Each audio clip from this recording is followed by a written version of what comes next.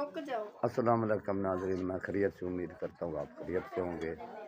तो सुबह तो टाइम है 11वीं का दिन है जी। तो अज का व्लॉग करने जी शुरू। ए जनाब मैं जा रहा जनाब अपने कम ते मेरे जेड़े ना बच्चे ए खाना तैयार कर रहे हैं, चाय पक रही है, मैं चाय पी के चलिया जी कम ते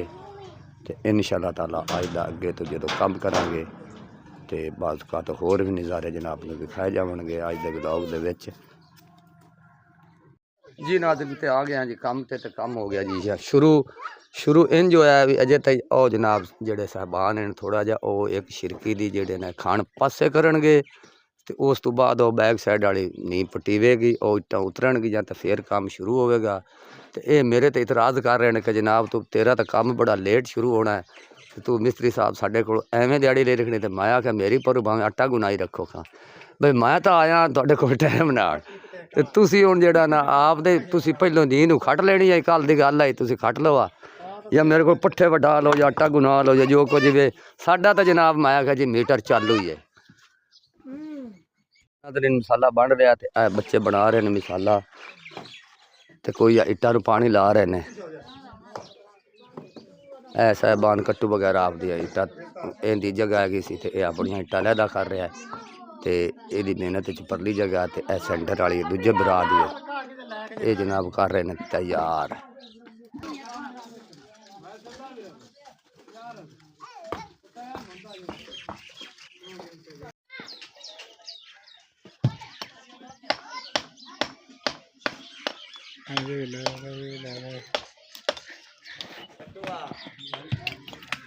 कितने मार खा गया सारा ही खा ली पहले कट्टू तो नहीं खाती जनाब इतने जे सोना है ना वो चुप करके खड़ोवे मुंह वाला खाता बंद कर समझ आई जा इट्टा ढोवे इट्टा किते ढोनी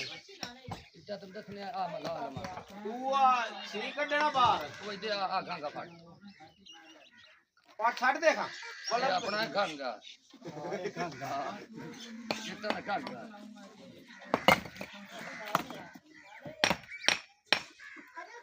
ठंडी होनी चाहिए। हां मोर भरी बंदा मान के उन्होंने भी ले ला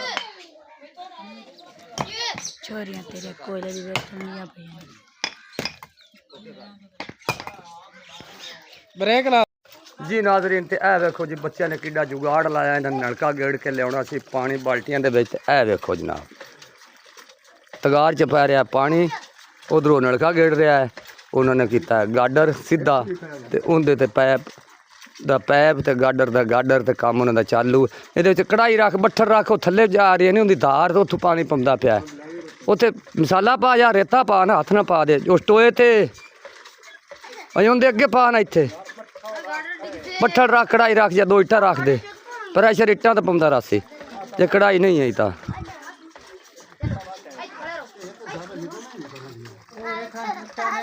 नहीं जी नाज़रीन तकरीबन जनाब 10 बज चुके ने हुण असीं जी पहला वार ये नींह नूं भर के कीता शुरू तो शाम नूं पता चलेगा कि असीं कितनी इट रिपीट करने हैं। ठीक हो गया उन्हें नाल जो काम चलता फिर आप 12 बजे सूत्र फड़ लवेंगे। मजदूरों ने बेच नहीं पाया पिछले काम तो आके तो इहदे नाल आपां काम टोरने हैं।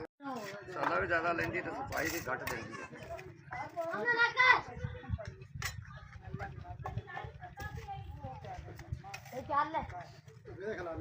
कोई ना बहुत तेरा मुड़ तेरे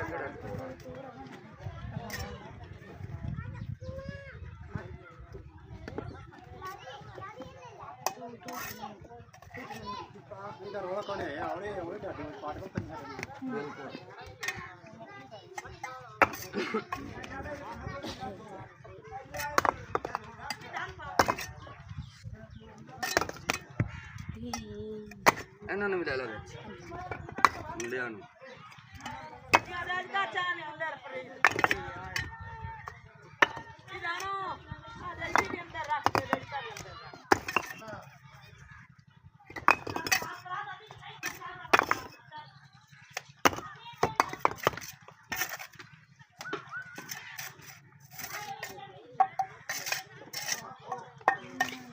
ਲਓ ਨਾਜ਼ਰੀਨ ਜੀ ਮਸਾਲਾ ਬੁਰੀ ਹੋ ਗਿਆ ਜੀ ਖਤਮ ਤੇ ਅਸੀਂ ਸਾਡਾ ਹੁਣ ਹੋ ਗਿਆ ਰੋਟੀ ਟਾਈਮ ਤੇ ਉਸ ਤੋਂ ਬਾਅਦ ਮਸਾਲਾ ਬਣਾਉਂਦੇ ਪਿਆ ਤੇ ਫਿਰ ਕਰਾਂਗੇ ਸ਼ੁਰੂ।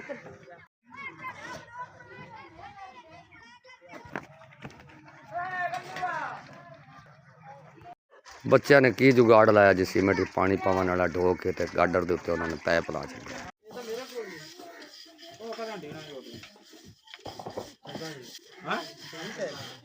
ਲਈ ਆ ਵੀ ਦੰਮੀ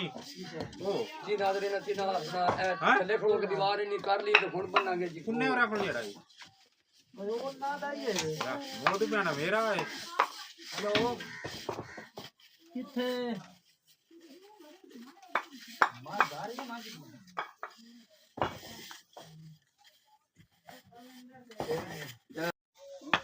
ਅੱਧੀ ਬੜੀ ਹੋਰ ਮਸਾਲਾ ਬਣਾਉਂਦਾ ਲਾ ਕੇ ਆ ਰੰਗ ਆ ਚਾਲ ਬਣਾ ਇਹ ਕੋਈ ਪੈੜ ਨਾ ਕਰ ਪੈੜ ਉਹ ਤੇ ਭਾਈ ਸਾਰੇ ਉਹਨਾਂ ਕਰ ਨਹੀਂ ਲਾ ਖੱਟਣੀ ਹੈ ਜੇ ਉਹ ਕੰਮ ਉਹਦੇ ਕਰਦਾ ਪਿਆ ਉਹਨੇ ਜਿਹੜਾ ਕੰਮ ਆ ਜਿੱਦੇ ਹੀ ਹੋਣਾ ਜਿੱਥੇ ਲੱਗਾ ਹੋਇਆ ਨਹੀਂ ਉਹਨੇ ਕੋਈ ਖੱਟਣੀ। ਚੱਲ ਜੀ ਓਕੇ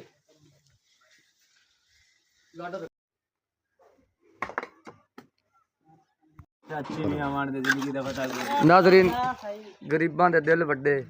ਇਹ ਸਾਰਿਆਂ ਨੇ ਜਨਾਬ ਬੋਤਲਾਂ ਪਿਵਾਈਆਂ ਨੇ ਆ ਬੋਤਲ ਲੈ ਕੇ ਆਏ ਨੇ ਤੇ ਹੁਣ ਜਨਾਬ ਅਸੀਂ ਅੱਧੀ ਬੋਰੀ ਦਾ ਫालतू ਮਸਾਲਾ ਬਣਾ ਕੇ ਤੇ ਲਾ ਰਹੇ ਆ ਕਿ ਅਸੀਂ ਵੀ ਨਾ ਦੇ ਨਾਲ ਉਵੇਂ ਕਰਾਂਗੇ।